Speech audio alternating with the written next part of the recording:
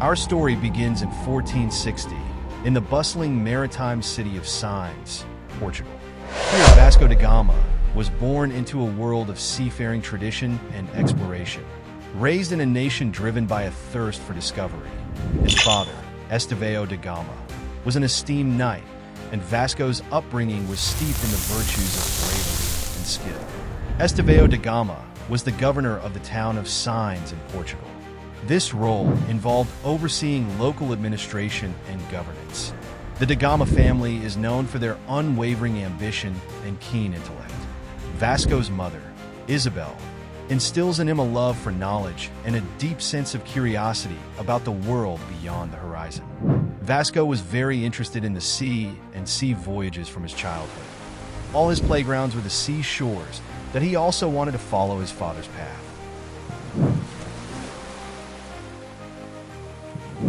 Vasco was a believer from childhood. He was a Roman Catholic. By his teenage years, Vasco has been rigorously trained in navigation and cartography under the guidance of his father and other seasoned mariners. His exceptional skills catch the attention of the Portuguese crown. Fast forward to 1497. The age of exploration was in full swing, and Portugal was at the forefront of maritime innovation. King Manuel I of Portugal, eager to find a sea route to India, he chose Vasco da Gama to lead this pivotal expedition. The mission was clear: navigate a treacherous path around the southern tip of Africa and establish direct trade with the wealth of the Indian subcontinent. Vasco's deep knowledge of the ocean was the reason why he was assigned this mission.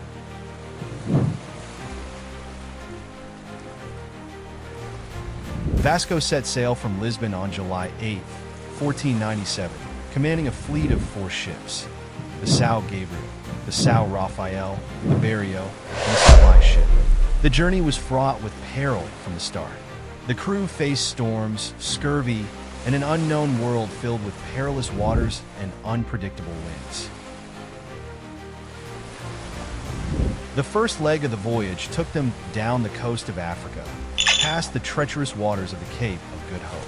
Here, Vasco's leadership was put to the ultimate test.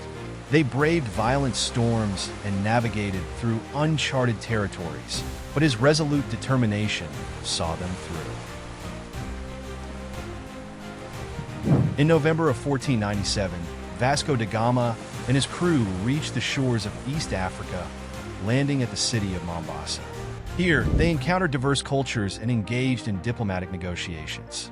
Vasco's diplomatic skills helped forge essential alliances. Continuing their voyage, they arrived in Calicut, India, on May 20, 1498. The arrival was historic. Vasco da Gama and his men were greeted by the vibrant and bustling markets of this ancient city. The riches of India, spices, silk, and precious stones, were now within reach, thanks to their perseverance. Despite the initial warmth of his reception, da Gama's mission was fraught with challenges. The local ruler, the Zamarin of Calicut, was intrigued but wary of the Europeans. The Portuguese had come not only to trade, but to establish dominance in a region where powerful Arab and Indian traders had long held sway. Da Gama and his men faced a series of diplomatic hurdles as they negotiated trade terms and sought to secure their place in the bustling trade network. The Portuguese were keen to establish a sea route that would allow them to bypass the overland routes controlled by rival powers, such as the Ottomans and the Venetians. One of the key aspects of da Gama's mission was to establish a direct maritime connection between Europe and India. This ambition was met with both excitement and resistance. The Portuguese had brought with them not just their ships and navigational expertise, but also a determination to dominate the spice trade. The challenges of diplomacy were compounded by the complex web of local politics and trade alliances. Da Gama's negotiations were marked by a series of tense encounters and shifting alliances. But amidst the friction, there were moments of cultural exchange and mutual curiosity. As Vasco da Gama spent time in Kerala, He came to appreciate the richness of Indian culture and the significance of the trade that flowed through its ports. His encounters with local traders and rulers provided him with valuable insights that would shape the future of European-Indian relations. Vasco da Gama's journey wasn't just about establishing trade routes.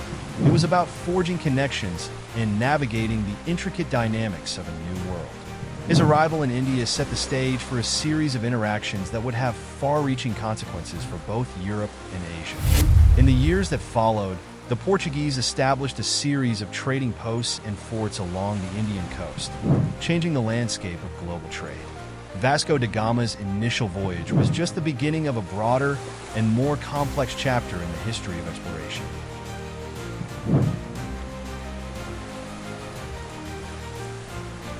So, as we look back on Vasco da Gama's adventure, we see not just a tale of discovery, but a story of diplomacy, trade, and the meeting of diverse cultures.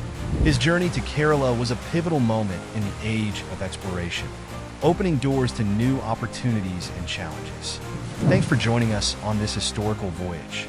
If you enjoyed this story, don't forget to like, subscribe, and hit the notification bell for more fascinating tales from history. Until next time, keep exploring and stay curious.